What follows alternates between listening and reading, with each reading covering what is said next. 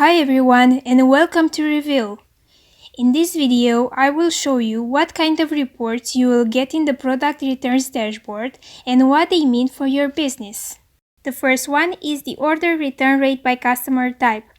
This graph will highlight in percentage how many of your repeat customers are actually returning products back to your store and how many of your new acquired customers are returning products every month. You can also see this report in absolute values right here.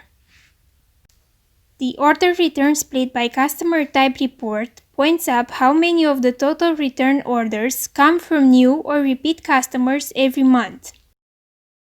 You will be able to see the order return rate, count or split by RFM group, brand or product category, and you also have the option to filter them by any criteria you want.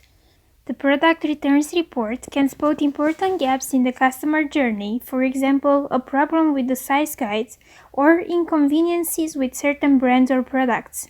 So keep an eye on it and always take decisions based on your customer data.